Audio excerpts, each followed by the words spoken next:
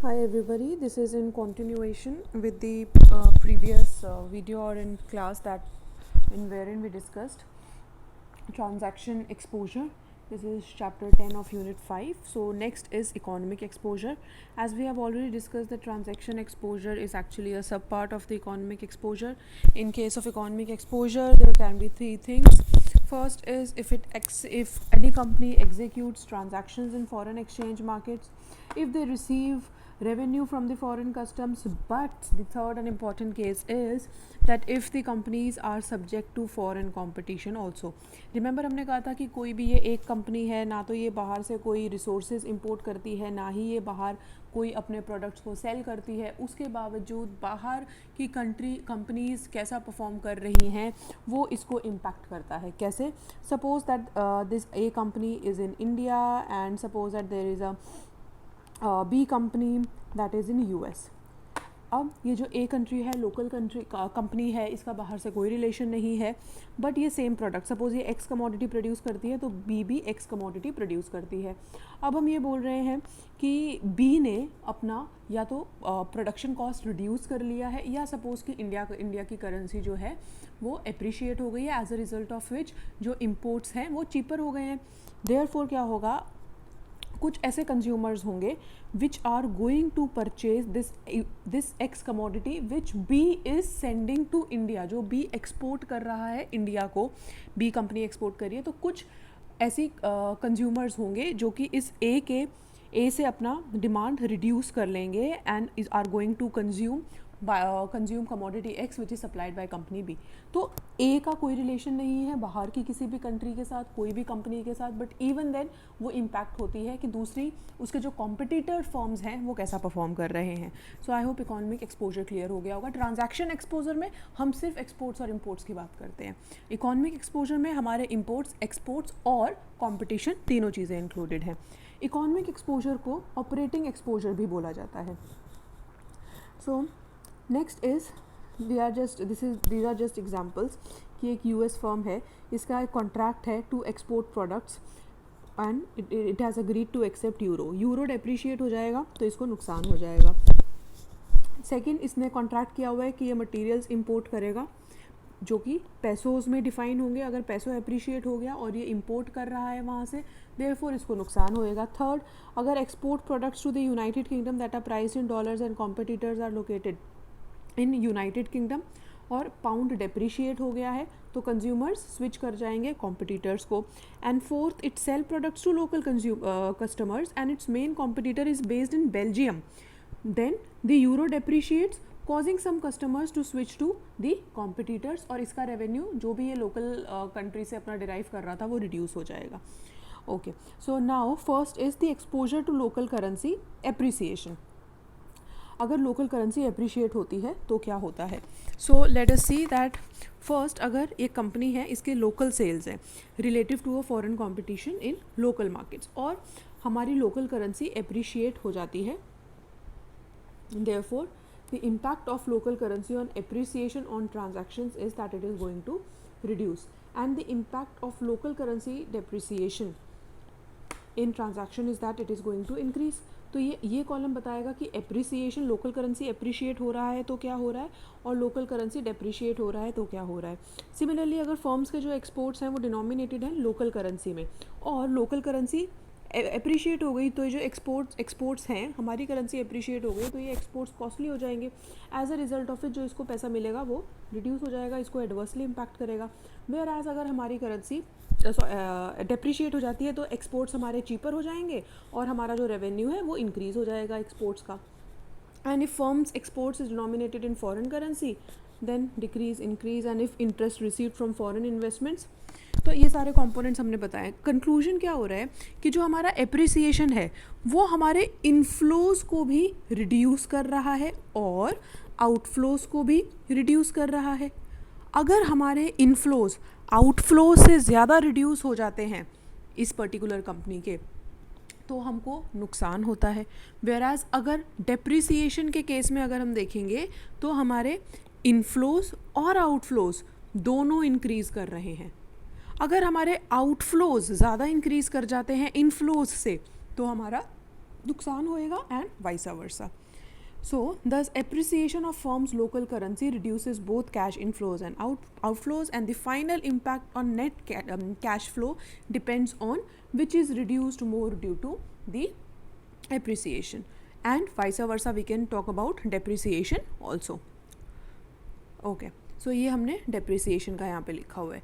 Next is economic exposure of domestic firms. Even purely domestic firms are affected by economic exposure. अभी मैंने आपको वो ए और B company का एग्जांपल देके बताया था कि कैसे जो हमारा कंपटीशन है it leads to reduction, it might lead to reduction in our local revenue. अगर हम लोकली भी सिचुएटेड हैं तब भी लोकली सारी ट्रांजैक्शन हो रही है उसके बावजूद.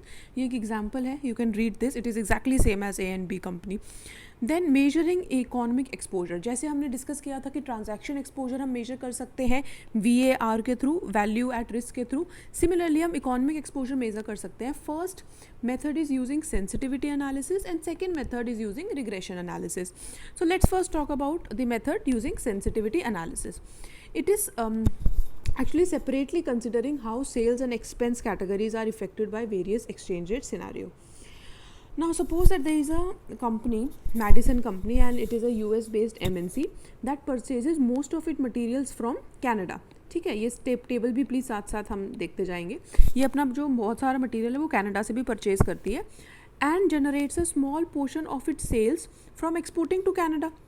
तो ये सेल्स जो है यूएस से, इसका जो रेवेन्यू है वो सपोज वो 320 है और कनाडा से 4 कैनेडियन डॉलर्स है. ठीक है, पर ये मेजर जो इम्पोर्ट है वो कनाडा से कर रही है, कैनेडियन डॉलर 200, और यूएस से अपनी खुद की कंट्री से सिर्फ $50 का मटेरियल परचेज कर रही है. Then it is showing operating expenses, interest expenses and finally the cash flows. Now we are saying that this company wants to assess its economic exposure, which is exposure of its total cash flows, whether due to contractual transactions or not, जो हमारे exchange rate movements की वजह से अकर हो सकते हैं. So let us see. अब इन्होंने बोला है कि हमारे जो possible exchange rate हैं वो 3 हैं. So let us say that first case is that when $1 Canadian is equal to 0.75 USD, second $1 Canadian is 0.80 USD, and third $1 Canadian is 0.85 USD. अब हमें क्या करना है, हमें कन्वर्ट करना है. मैंने आपको ये सेम टेबल यहाँ पे कर दिया है सो दैट मैं रिलेट कर पाऊँ, हम अच्छे से देख पाएँ. ये सेम टेबल है जो हमने पीछे डिस्कस किया था. अब इसमें हमने बोला है कि यूएस का जो सेल्स है वो यूएस की खुद की कंट्री में $320 यहाँ से हमने पिक किया है. कैनेडियन सेल्स कितने हो रहे हैं हमारे $4. तो अब हम बोल रहे हैं जब $1 0.75 है तो 4 कैनेडियन डॉलर हमारा कितना हो जाएगा, $3. अब अगर हमारा कैनेडियन डॉलर 0.80 हो जाता है, 0.80 USD एक्सचेंज रेट टर्म्स में, तो हमारा डॉलर टर्म्स में, USD टर्म्स में 3.20. सिमिलरली अगर वो और ज़्यादा इंक्रीज़ हो जाता है, कैनेडियन डॉलर और स्ट्रॉन्ग हो जाता है, therefore then it will be 3.40. तो total sales in US dollars will be this plus this. I hope ये आपको समझ आ रहा होगा. Then we are talking about cost of material operations. अब हमने बोला है कि जो कॉस्ट ऑफ मटीरियल है यूएस अपनी खुद की कंट्री से $50 कर रहा है, पर कनाडा से वो इंपोर्ट करवा रहे हैं अपने लिए कैनेडियन डॉलर 200. इसको भी हम कन्वर्ट करेंगे, ये 50-50 तो हमारा यूएस का है. सी ये हम 3 केसेस देख रहे हैं. ओके, नाउ अब हम बोल रहे हैं फर्स्ट केस में that $1 Canadian is equal to 0.75 USD. So इसको हमें कन्वर्ट करना है 200 कैनेडियन डॉलर्स में. So what we will do, 200 into 0.75. Similarly here 200 into 0.80 and similarly here 200 Canadian dollars into 0.85. अब हमारा टोटल जो कॉस्ट आएगा that will be summation of these. Okay, similarly हम ये इंटरेस्ट एक्सपेंसेस के लिए भी कर सकते हैं और टोटल इंटरेस्ट एक्सपेंसेस भी हमारे निकल सकते हैं.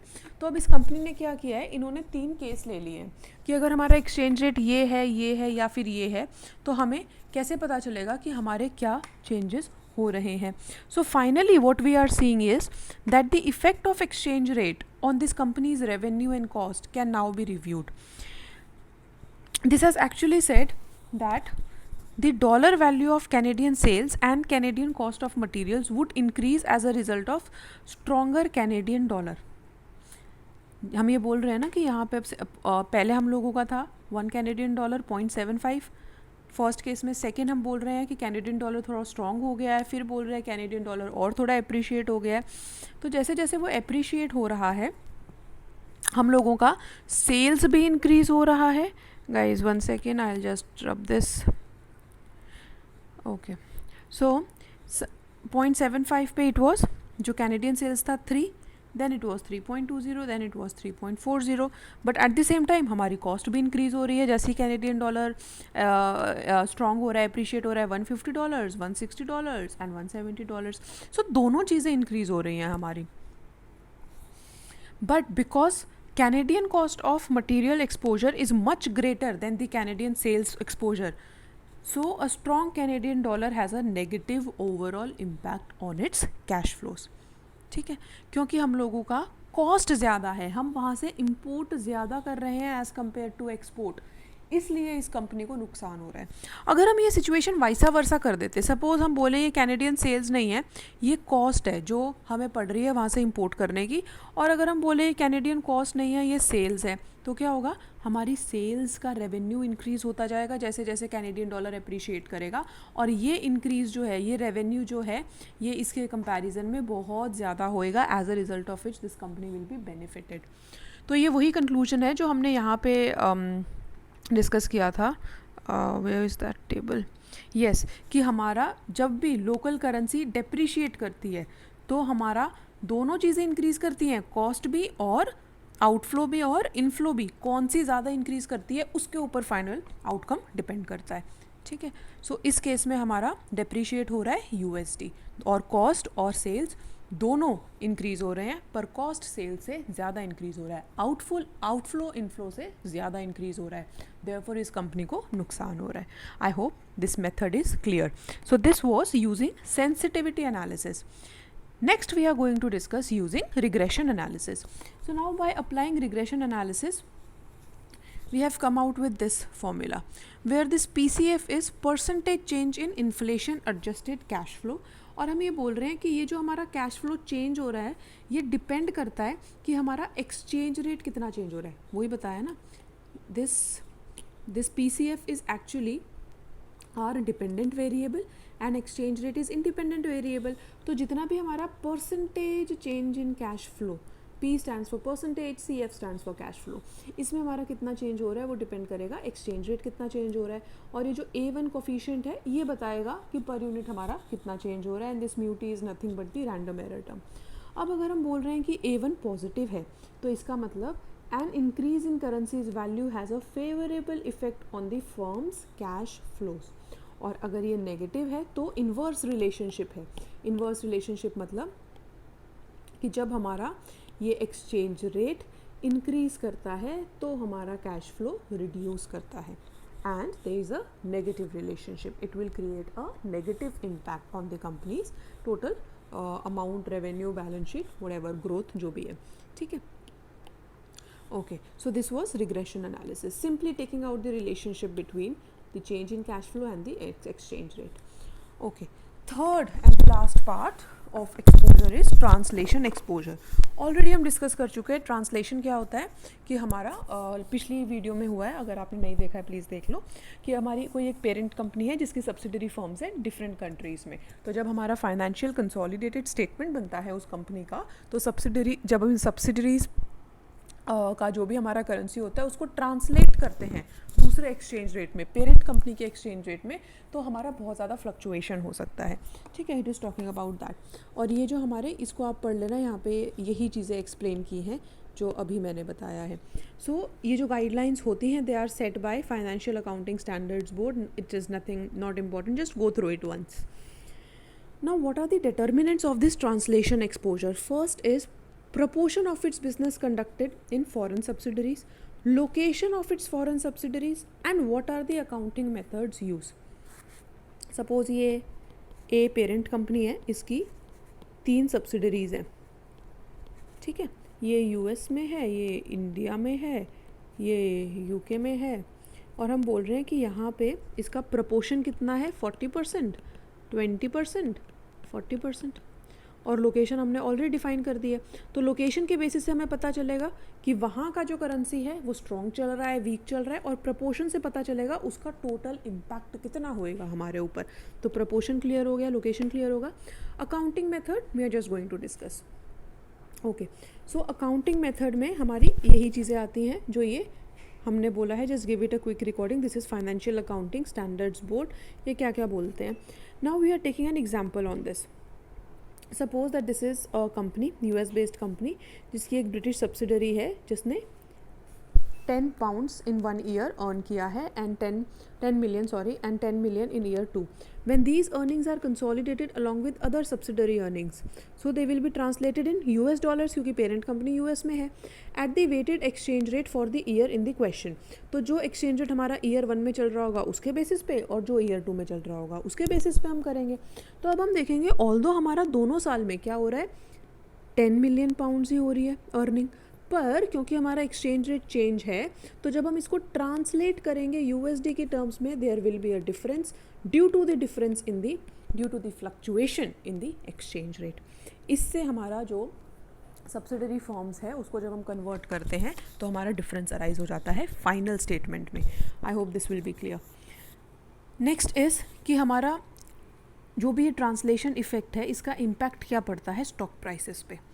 Now there are many investors that tend to use earnings when valuing the stock of the MNCs. या तो they derive estimates of expected cash flows from previous earnings or by applying an industry price earning ratio to expected annual earnings in order to derive the value per share of stock. तो let us see what happens. Recall in the previous example, यही जो ऊपर वाला है इसमें हमने दे earned a consolidated earnings. यहाँ पे एक बार उन्होंने ये 17 मिलियन डॉलर का किया है, सेकेंड ईयर में 15 मिलियन का किया है डॉलर की टर्म्स में अगर हम बात कर रहे हैं तो. This is because of the depreciation of the British pound during that year. Now this company has 10 million shares of stock outstanding. Assume that all the consolidated earnings of this company come from its subsidiaries. मतलब इनका जो भी earning है वो यहीं से आ रहा है. So its US parent had no earnings. Suppose the market valuation of this company's stock is usually near the mean of this price earning ratio in its industry multiplied by its prevailing earning price share. And suppose that the mean price earning ratio in its industry was 20 in year 1 and also in year 2. ये आप already पढ़ चुके होंगे as in this price earning ratio क्या होता है और ये कैसे डिटर्मिन किया जा सकता है.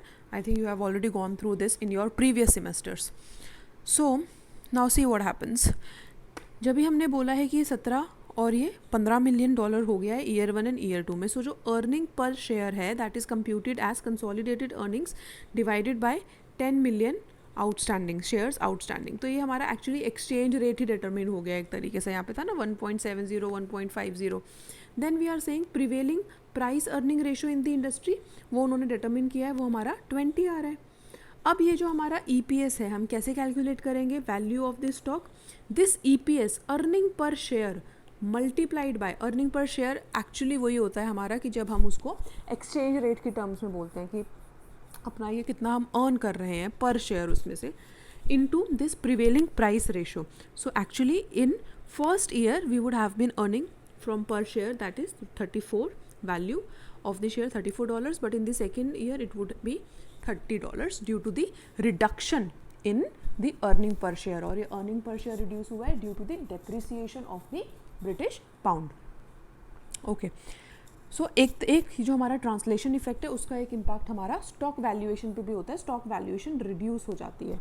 सेकेंड हमारा translation effect, it signals that complement the translation effect. Because the exchange rate conditions that cause a translation effect can also signal changes in the expected cash flows in the future years. कि हमारा future में हम क्या expect कर रहे हैं. Third impact of this translation effect is on the managerial compensation. अगर हम बोल रहे हैं कि कोई भी लोकल करेंसी अप्रिशिएट कर रही है तो मैनेजर्स का कॉम्पेंसेशन इंक्रीज करना चाहिए.